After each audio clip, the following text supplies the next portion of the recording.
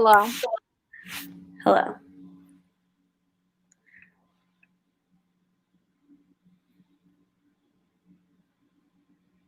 Hello. Hello.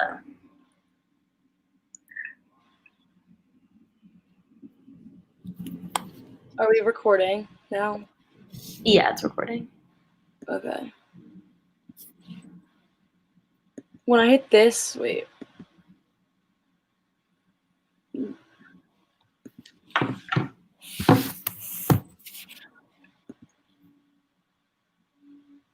Okay, can you just see me now? And then when I share the screen, it goes back to the Kahoot. I don't see the Kahoot right now. No, wait, sorry. I'm going to share it now. Can you see it now? No. Yes, I can. Well, no, I can see the advocacy acronym. Okay, we'll deal with that later. But are we good to start now? Yes. Okay.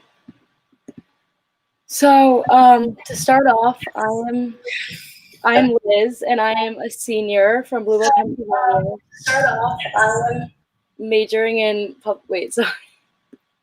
Is there why can I hear myself? Yeah, there's a little bit of a echo. Oh, Lay, your boyfriend should probably watch it in a different room. No, yeah, he left. Okay. So to start off, my name is Liz, and I'm a senior from Louisville, Pennsylvania, and I'm majoring in public relations. Hi, everybody. My name is Sarah. I'm a senior psych major from outside of Washington, D.C. And hi, guys. My name is Talaya or Lay, and I am a senior from Philadelphia, and I'm a rehabilitation and human services major. Okay, so we just wanted to first thank you all for coming onto our broadcast. We are three Penn State students taking an introductory level rehabilitation and human services course this semester. So the goal of this course is to increase our awareness of personal, interpersonal, and societal aspects of disability in our world that are still prevalent today and were prevalent in history. So our point of being here today is as a class, we were split into groups, and we were each assigned a different word that is often misinterpreted within our society. So it is our job in our group to bring awareness to the power that our words that we use every day have on societal norms. So for our advocacy acronym project, we were given the word normal, and Sarah and I will be talking about the history of where this word came from. So we're going to start off by talking about the dictionary definition of this world as we know it, and that is conforming to a standard, usual, typical, or expected. So when we were first assigned this project, our group started to ask ourselves some questions, and one of them was being, where did this word come from, and how does it have the power in our lives, and how did this become something that we all aspire to be and act like? Why do we all want to be normal? So after doing a lot of research, we came across a lot of articles on, and one of them being from literaryhub.com, and they quoted that this word normal should be kicked into the dirt. And as a group, we definitely agree with this. We believe it should be ostracized from our vocabulary. And at this point, this word is more of a social construct because we use it over and over, and we've always used it in a certain way, and it has become part of our everyday language, and it does not have a set meaning. So really, we've allowed anyone who's using this word to decipher their own meaning to what they think the word normal is.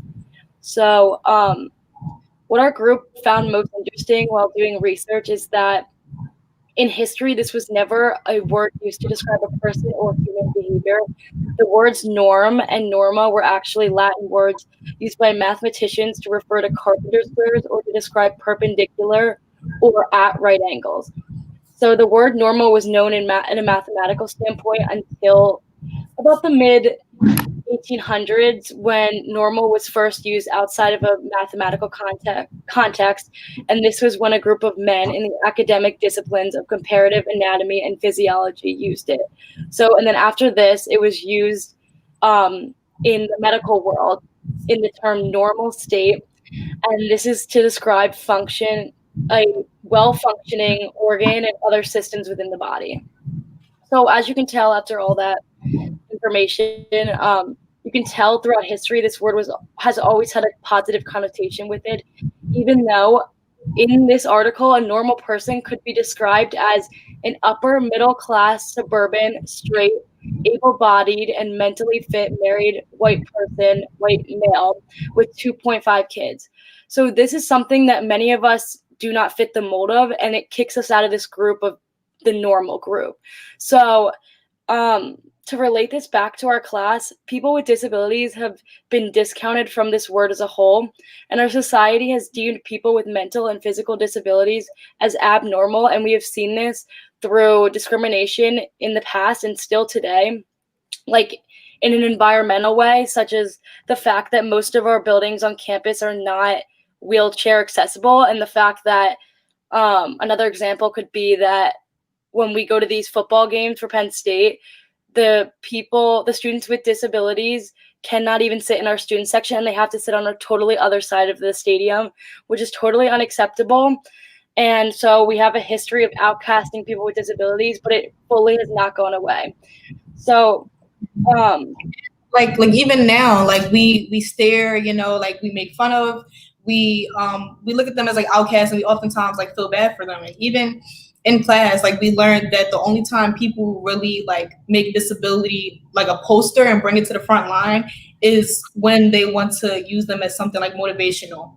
So whether that be on like posters where they're like, if they can do it, then anybody can do it. And it's like the only time we really bring disability to the front line. But besides that, they're, like she said, constantly viewed as like outcasts and different.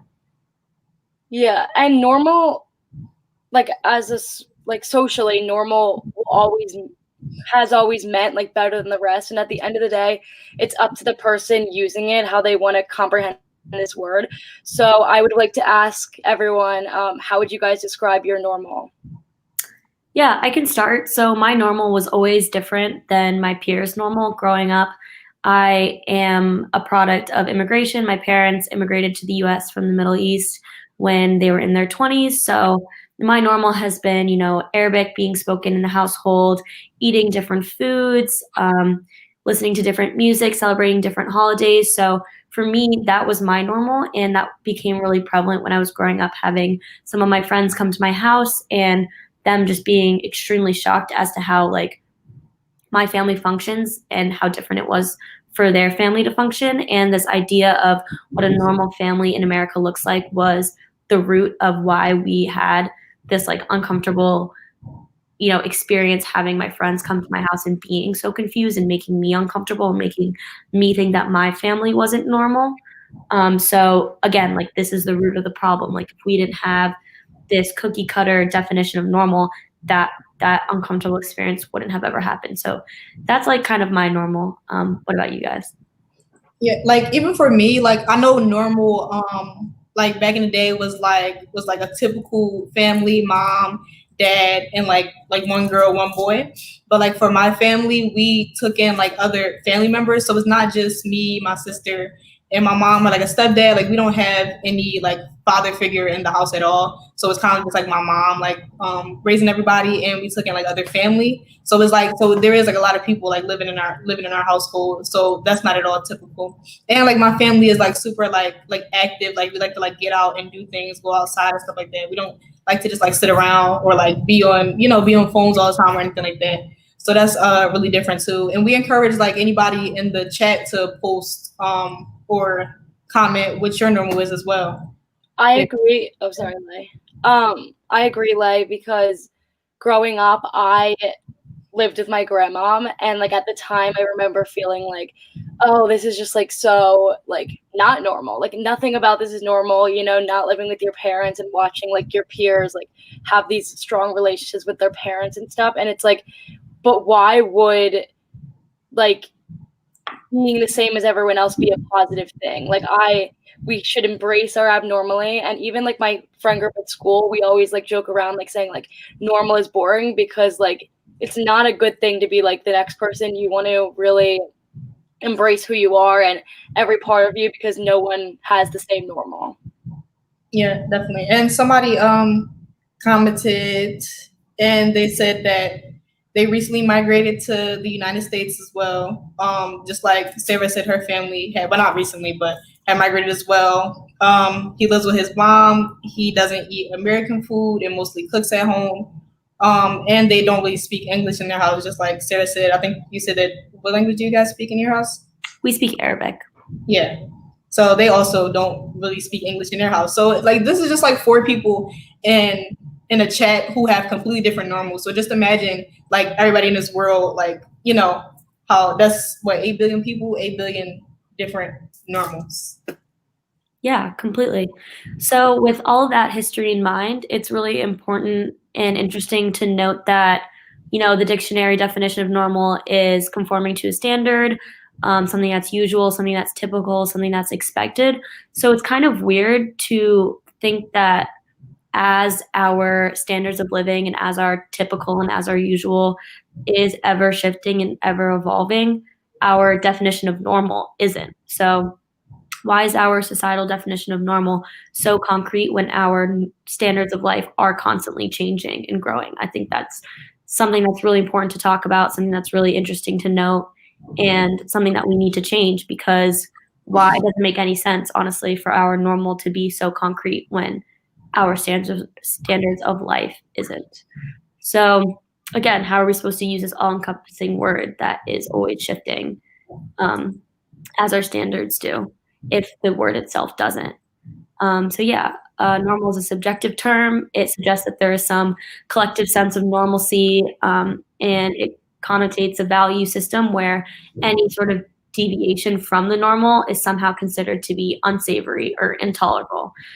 So this is where we're wrong. This is where our country, this is where our society is wrong, because that shouldn't be the case. So for example, using a phrase that calls somebody a normal person, you first think an able-bodied person or an able-bodied individual, whereas that's not the case. There are X amount of people in the world who aren't able-bodied and have physical disabilities or mental disabilities that are immediately looked at as abnormal, but that shouldn't be the case. And, as another example, a normal color of skin used to describe someone's race or ethnicity when, there isn't a normal color of skin, there isn't a normal race, there isn't a normal ethnicity. So just because your normal is a common experience for you, that doesn't mean it's a common experience for anyone else, for everybody else. So believing that the human attributes that are familiar to you is normal implies that you have a pretty naive understanding of the world around you. There is such a rich fabric of humanity that you're discounting when you say, my experience is normal, my experience is what everybody else's experience should be, because, again, like Lay said, there are 8 billion people who are on this planet. So their normal is so different than everybody else's normal. So just to bring what's happening in the world into this conversation, in regards to COVID-19, everyone started to refer to the lives that we live now as the new normal. So, for example, wearing masks has become our new normal. But for some cultures, wearing masks when someone's sick to stop the spread of a certain virus or disease or sickness has always been considered normal. That's something that they've always done as a safety precaution. So calling this life wearing masks our new normal completely disqualifies all of the people that have been living this way and have been used to wearing masks for years. So that completely discounts their lifestyle by calling it a new normal when it is just a regular normal. So another question that I'd like to pose is, why does there need to be a new normal? Instead, there should just be a normal that has adapted itself to a different meaning, because we are always changing and we are always adapting. So I think as a society for the future, we need to become way more comfortable with an ever-changing normal. And we need to be comfortable with the fact that we're different, and that's just the fact of life. So I just want to know why abnormal and atypical have negative connotations to begin with that shouldn't have ever happened. And, for the future, maybe we can even begin to fully eradicate the word normal, as we know it now, from our vocabulary. For this project, to sum it all up, we've spent a ton of time trying to debunk the myth that normal even means what we think it means. So through research, through our class discussions and papers and all the content that we've read, we've really just decided and realized that the word normal has been used as a way to exclude some people and help rise others. So Lay will begin to talk on that for a little bit. just to touch on what you guys are looking at on the screen right now, what is your normal? This is our what is it called? Infographic.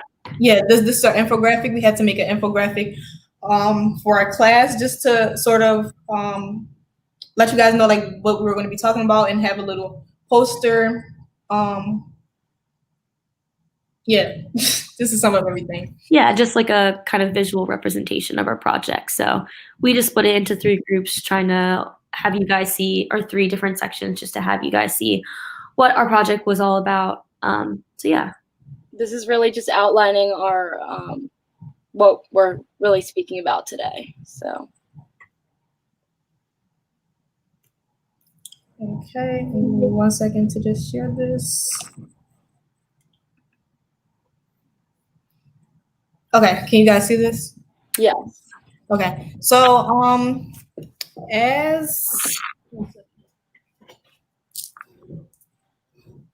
so we kind of went around, and just like we just now did for you guys in the chat, we went around and we asked some of our friends and family what they thought of and what came to mind when they heard the word normal or thought of being called normal.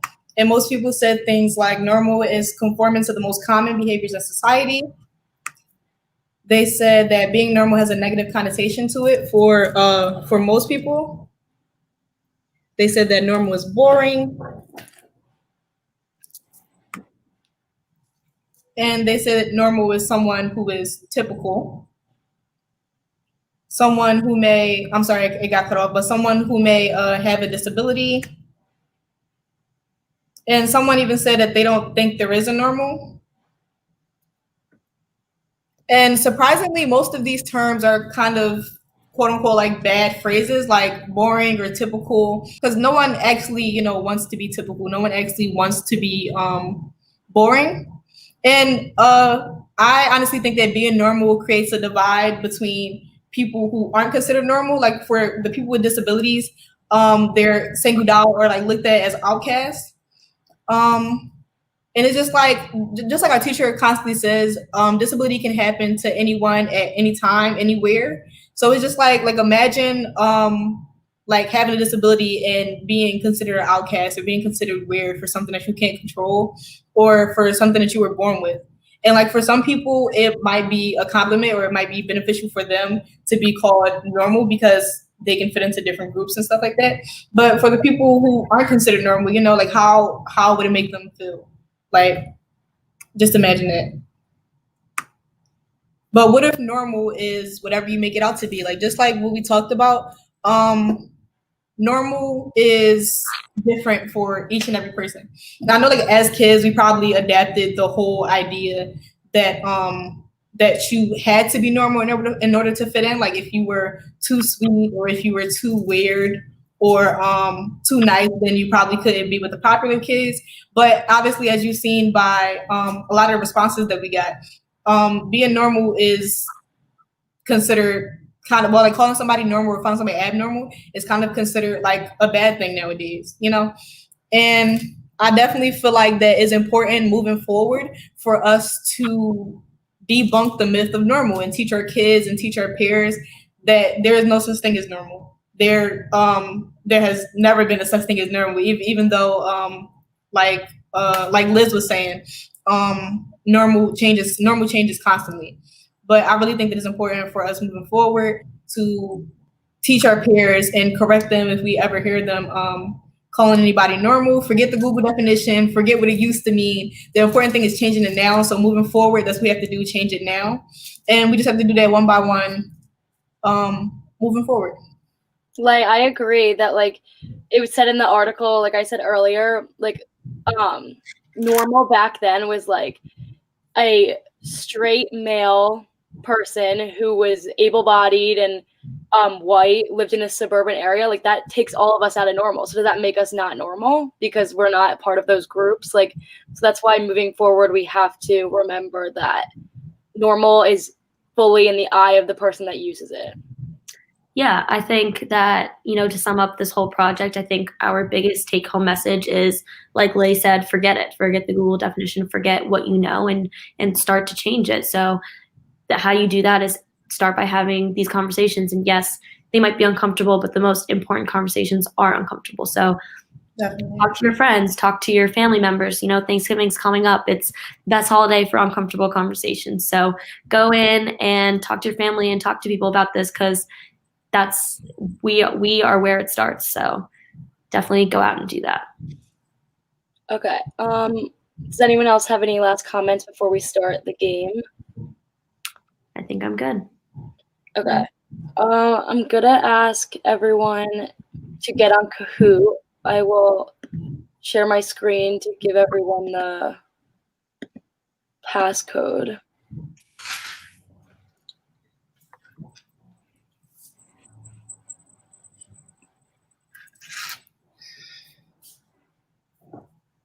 And I'll give everyone a few seconds to get on before we start.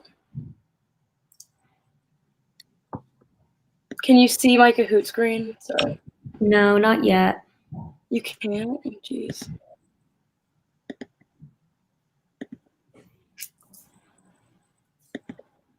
You could also just read the code if it doesn't work. Okay.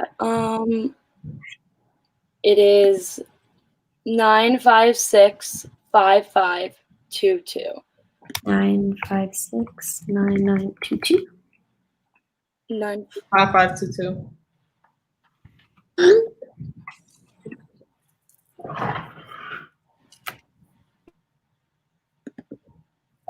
What can you see now? I'm like, I can just like share mine. And guys, the whole point of this Kahoot game is just to, like sum up what was learned, see what you guys remember in a way, and we'll probably discuss each question a little bit after. okay. I'm gonna just like go in it as well. Can you reread the code again? 9565522.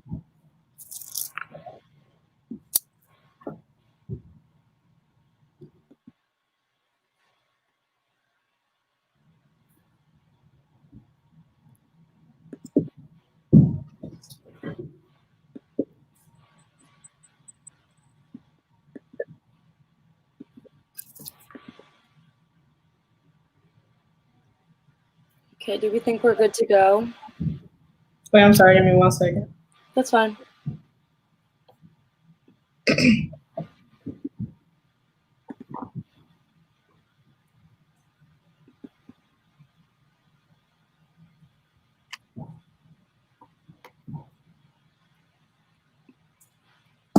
Okay. Okay. So I'm going to start it now.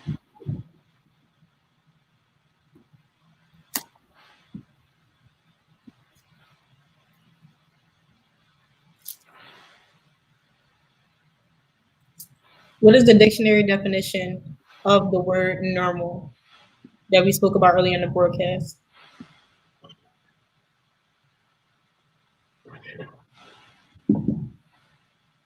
Where your phone at?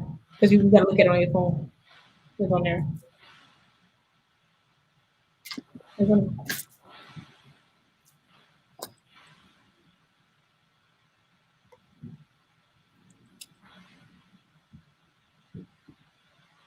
Okay. Alrighty, guys. Those are great responses. Honestly. Thank you all for cooperating with Yeah, that. I was like surprised. I don't know. Like, I don't know. Okay. Okay. Who were the first group of people to use the word normal?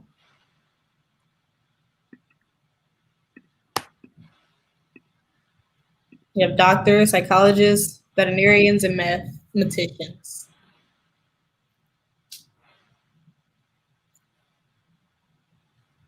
And if you guys have any questions, you guys can put it in the chat and we can answer. Yeah. Or if you're curious about anything else that we've researched or talked about, or just have any questions in general. Okay. Some people pick doctors, but as Liz said earlier, in the history part of it, mathematicians used to use the word normal when talking about a perpendicular object or something that was a right angle, which is kind of where the whole thing started. As far as people who weren't normal were like crooked or like they weren't straight. But after the mid 1800s, they started using it in the medical world. So that was like probably second choice. That was a good second guess. Close guess. Yeah, close guess. Okay, we have a true or false. True or false. Comparative anatomy and physiology were the two academic disciplines who started to use normal outside of mathematics. True or false?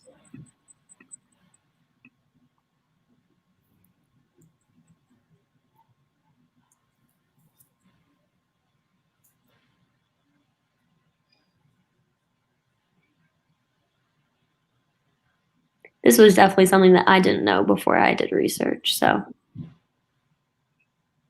very interesting to learn.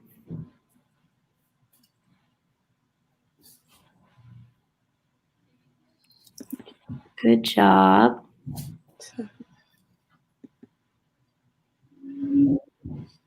Another true or false. We learned in class that people who are considered outside of the quote unquote norm are undesirable. True or false?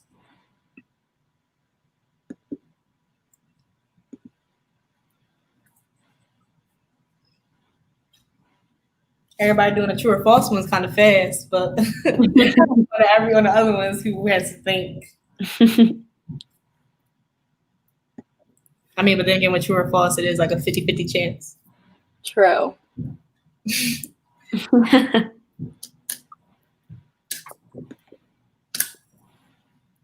Two people put false for some reason.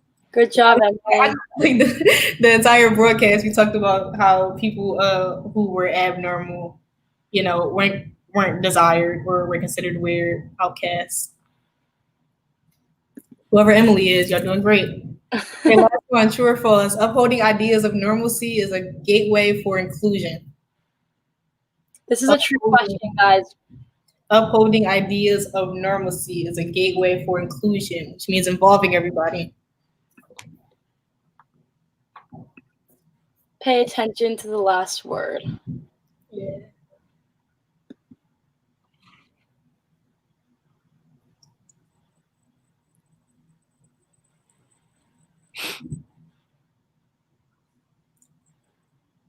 So close. One person put true, but the answer was false, guys. Because inclusion is, involving everybody, and if you uphold and keep the whole standard that normal is a thing, then obviously everybody won't be included. Because then, like you mentioned, you have the people with disabilities, and you have the people who have different norms at home, or who are too nice, too sweet, weird. Yes. Okay. Awesome. Congratulations to Emily. Good job, Emily, Marissa, and Bernard. Thank you guys for doing that and bearing with us. We just wanted to thank you guys for all tuning in to our broadcast, and we hope you walked away with a lot more information about this word. And I know before taking this class, I didn't really understand the power of our words and what they have on societal norms. So we just encourage you guys to walk away and really have these tough discussions with your family members, with your friends, and really pay attention to your word choice. And let's just be more inclusive. Yeah, definitely. It starts, like we said, it starts with one person and it goes on from there. So be that one person, be that one start. Yes. And we definitely hope that you got something great out of the broadcast and that we got our point across efficiently. Awesome. Thank you guys so much. Thank you for tuning in. Bye, everybody. Bye.